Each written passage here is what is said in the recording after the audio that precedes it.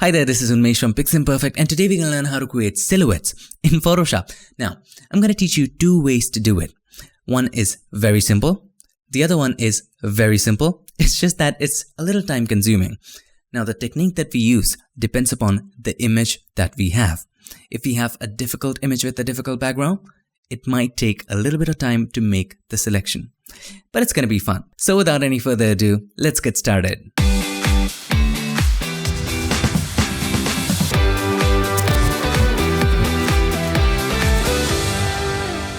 So here we are in Photoshop, and any of the photos that you want to download to follow along, check the links in the description to download them.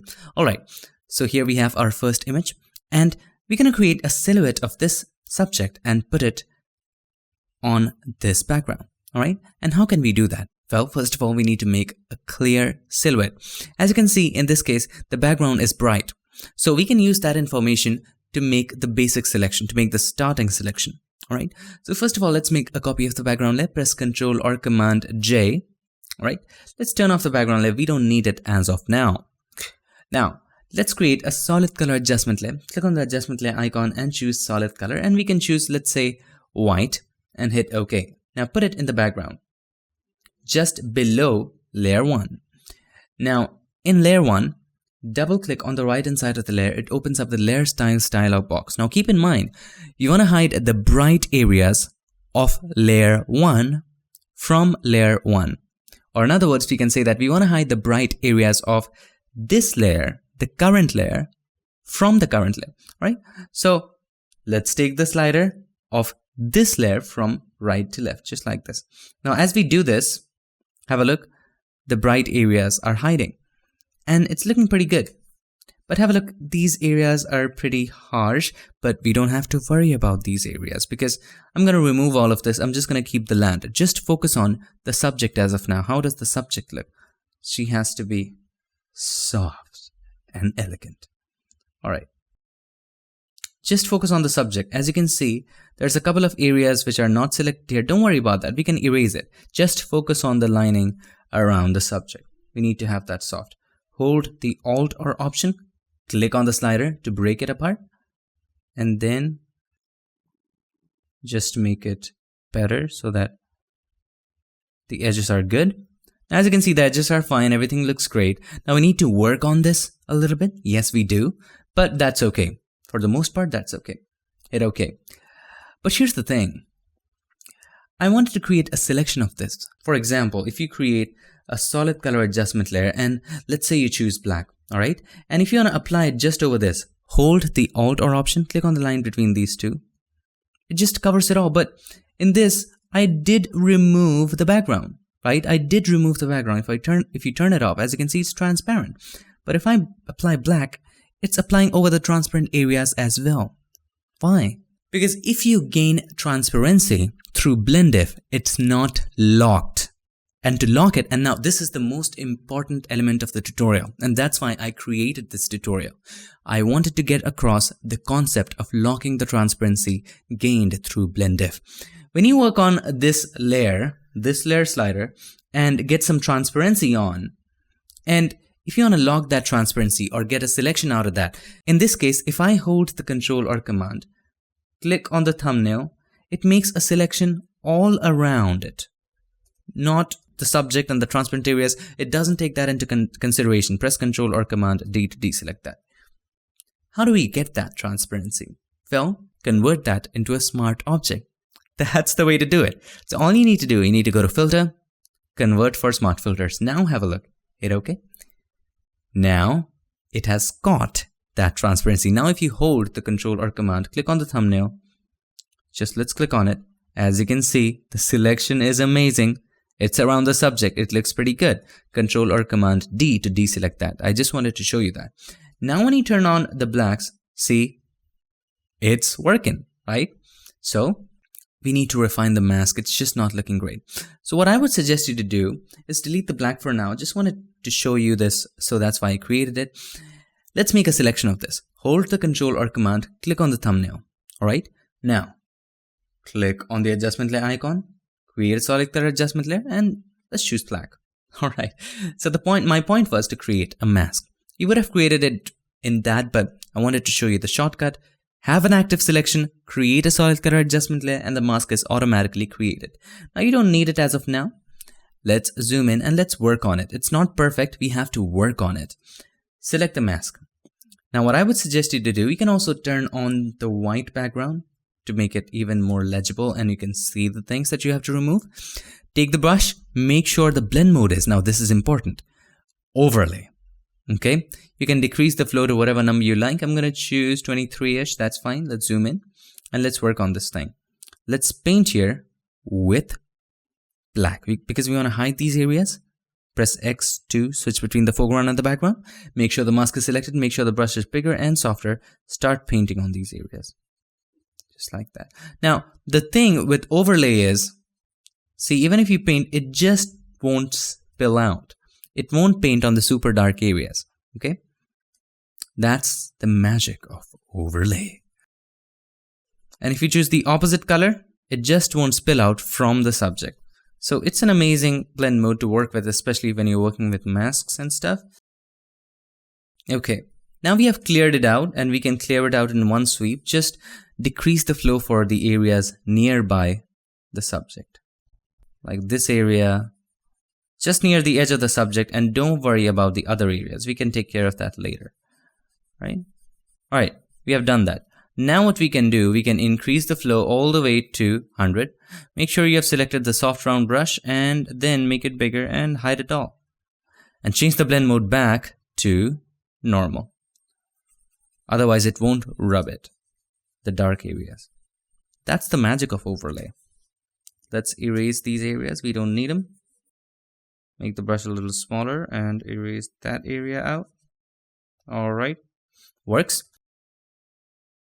Now for these areas, I'll make the brush a little harder and then simply erase these areas out.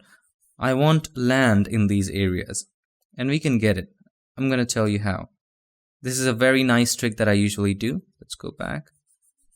All right, let's erase this. Pretty good.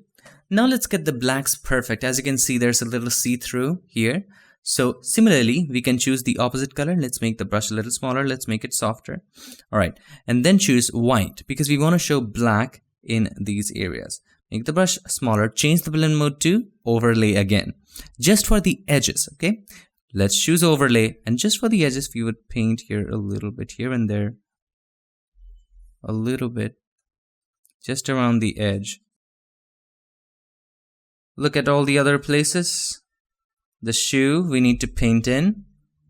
Brush smaller and paint in these areas. Here. Right? Just the edges. And then we can take care of it by the normal blend mode. Just look at the edges of the grass. It's okay. These edges are fine. We can fill them. It's super easy to do. Just, right? Don't worry about the right hand side. Now change the blend mode back to normal to fill those areas up. Let's choose normal back again. And then you can fill up these areas very easily.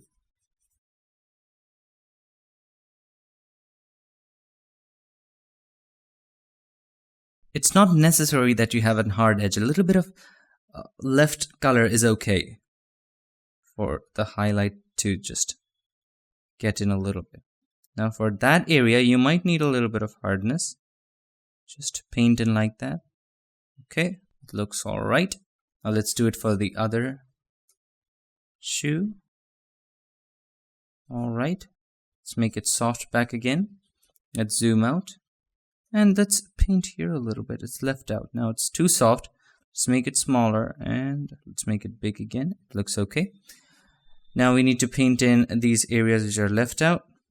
For these areas, make the brush a little harder so that you don't spill out around the edge. Whoops.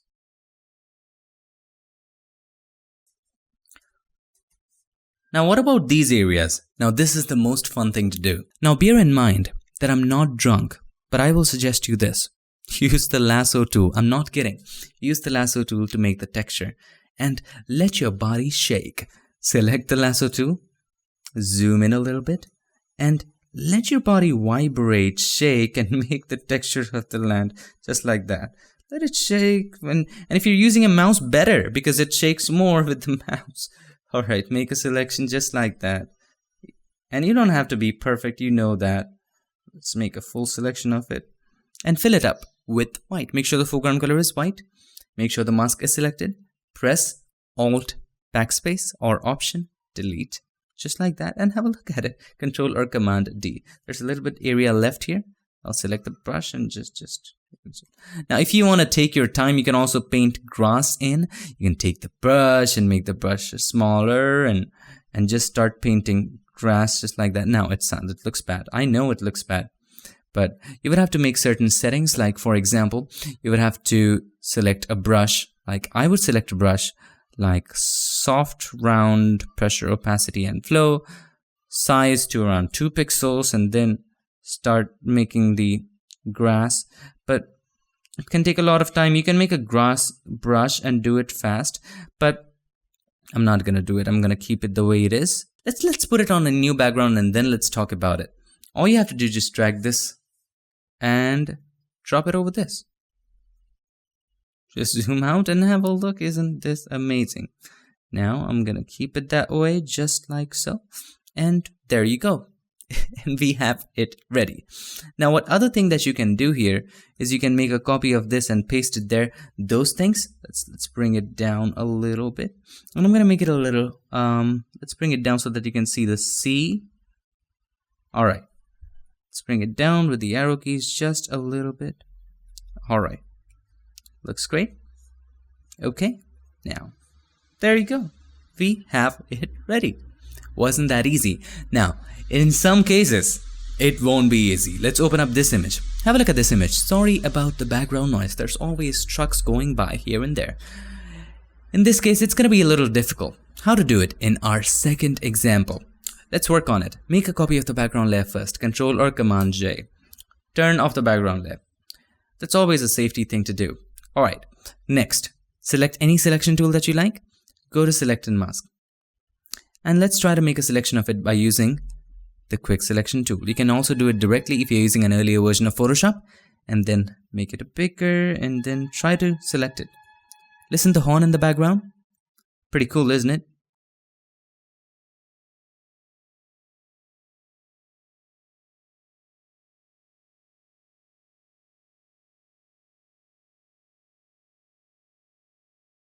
Now have a look at the selection. I think it's pretty good. It's not very bad.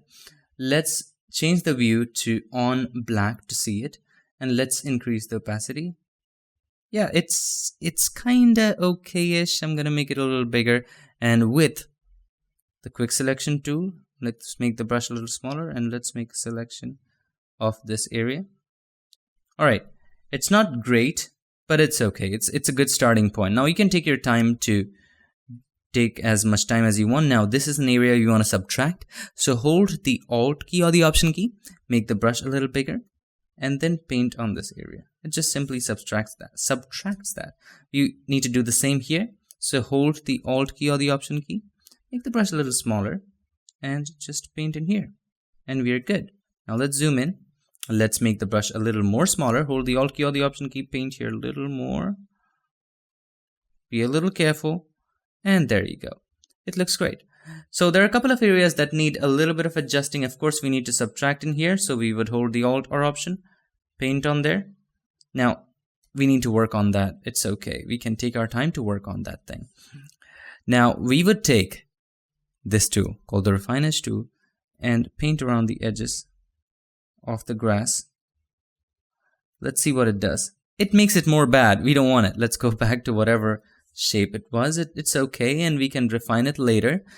However, here's what I will do. I will select the Quick Selection tool and subtract the inside of it. Hold the Alt or Option and paint on the inside. And it did a bad job, but we can work on it later. Just drag it down and make sure Output to Layer Mask is selected. Hit OK. So here we have it. Now we need to work on it a little bit. And to work on it best, what I would suggest you to do is to create a solid color adjustment layer. And we can choose the background as black. Hit OK. And put it behind it so that we can see which areas are badly selected. As you can see, these areas.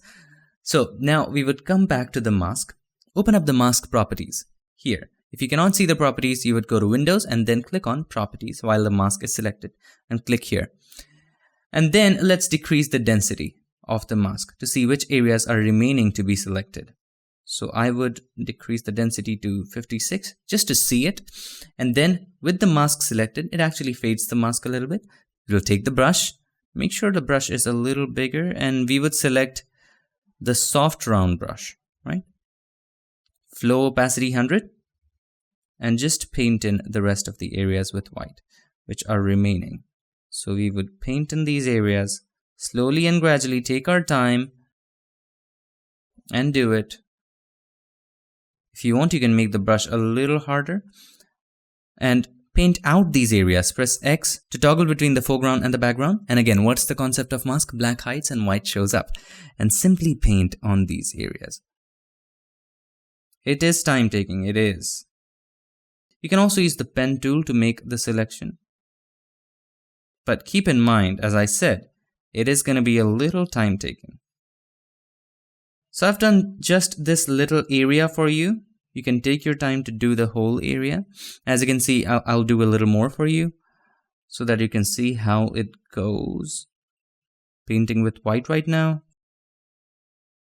Again, even if a little bit of edge shows up, it's okay because we're going to be turning it completely black. So, and if you want to draw your own edges a little bit here and there, it's okay as well.